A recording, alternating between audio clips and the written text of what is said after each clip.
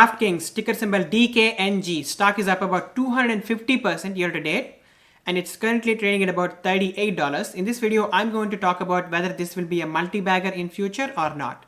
In doing so, I'll cover Draftkings business model briefly, then we'll go over some numbers and finally I'll do a valuation to show the upside. The stock is up significantly because they're doing certain things right. They're growing their revenue much faster than their expenses and they're not diluting the shareholders significantly. They're reducing their loss continuously and they're heading towards profitability.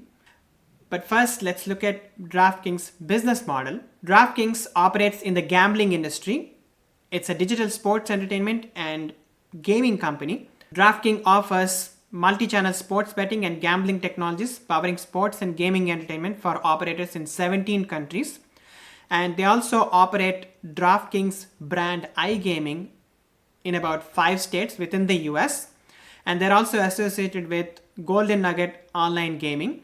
Draftkings is anticipating that more and more states within the US make sports betting legal. So they want to expand there as and when it gets legal in those states. But at the moment, we do not know when that's going to happen. There's no timeline and we don't even know whether it's possible. Let's now move on to some numbers.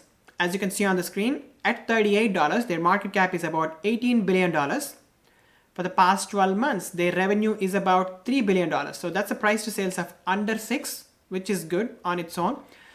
With respect to the net income, they lost negative $1 billion in the past 12 months. So that's actually a bad sign, but we have to see whether they're reducing their loss quarter after quarter and going towards profitability or not, because this is still a growth company. Let's quickly look at their income statement in the most recent quarter to see how they are doing. As you can see on the screen, in the most recent quarter, they made about $789 million of revenue. And the cost of revenue is $543 million. So that's about 30% gross margin. When you see the loss from operations, they lost close to $286 million. But this operating loss of $286 million is actually significantly lower than what they had lost a year ago, which was $455 million.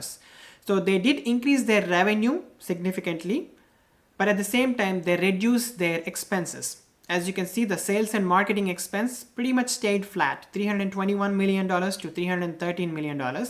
And yet they managed to grow their revenue significantly by almost $300 million, right? And the general and administrative expense is actually down significantly year over year. The expense year before was $186 million and now it's about $130 million. So this is what we want to see in a growth company. It should grow its revenue significantly, but its expenses should not increase significantly as fast as the revenue. So that's when you actually make a profit eventually. So this company is definitely heading in the right direction and that's why the stock is up significantly.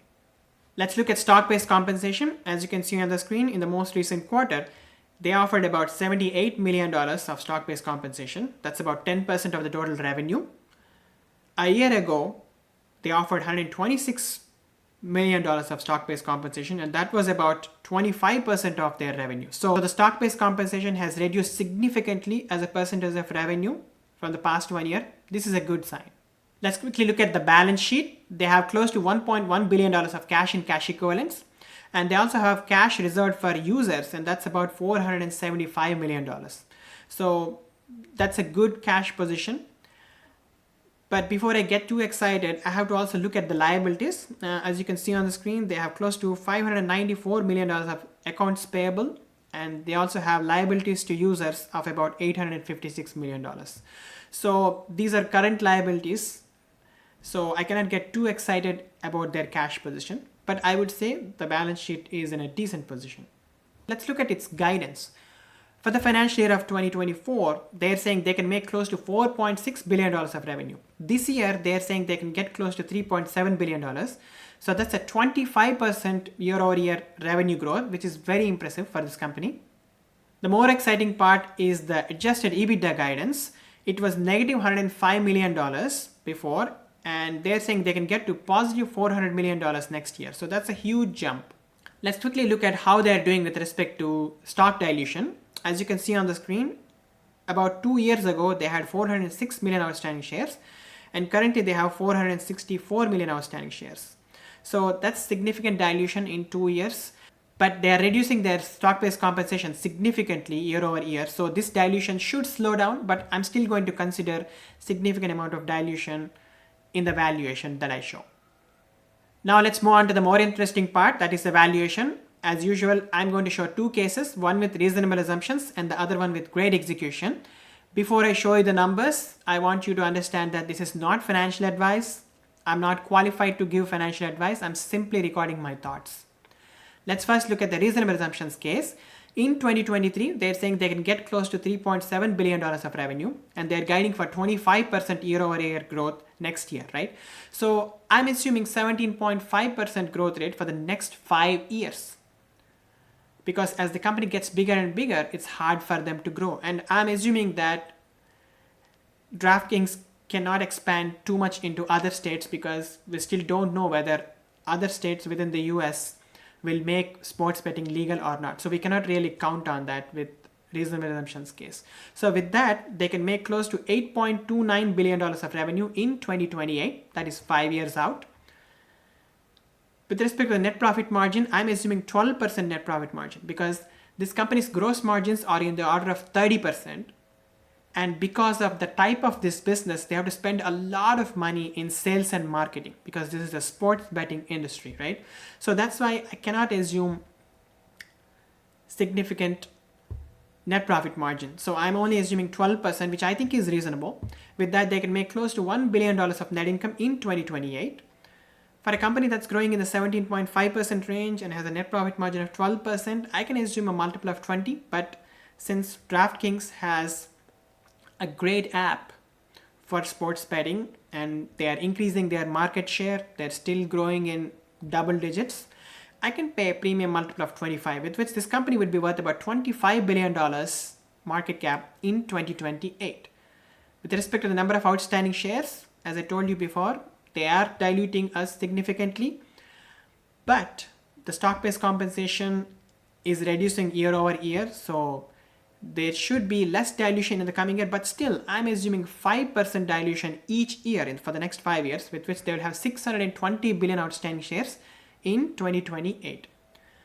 I think this is a bit more conservative, but I want to keep it a bit more conservative for this company.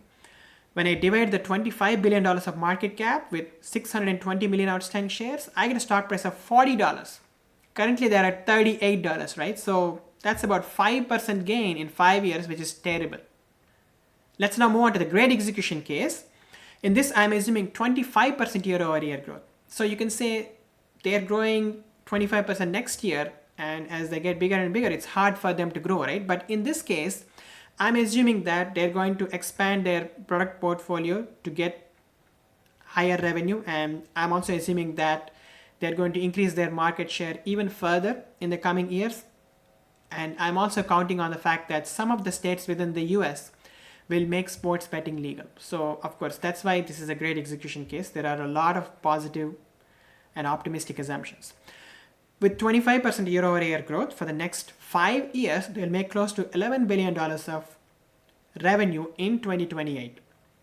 I'm assuming that 15% net profit margin is possible because as they scale bigger and bigger, I'm assuming that they will be more efficient with respect to their operations and get to 15% net profit margins. It is very hard for a company with 30% gross margin to get 15% net profit margin, but I'm assuming that because it's a great execution case.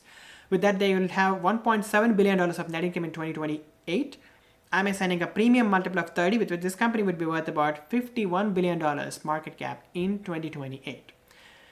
I'm keeping the dilution assumptions same. With that, the stock price in 2028 would be about $82. Currently, they're at $38, right? So that's about 116% gain in 5 years, which is very impressive. In conclusion, I'm not seeing a multi-bagger opportunity from this price of $38. And for my personal journey, I considered the case with reasonable assumptions where I'm only seeing 5% gain in 5 years, which is terrible. So I'm going to stay far away from DraftKings stock. Let me know your thoughts in the comments. Thank you so much for watching.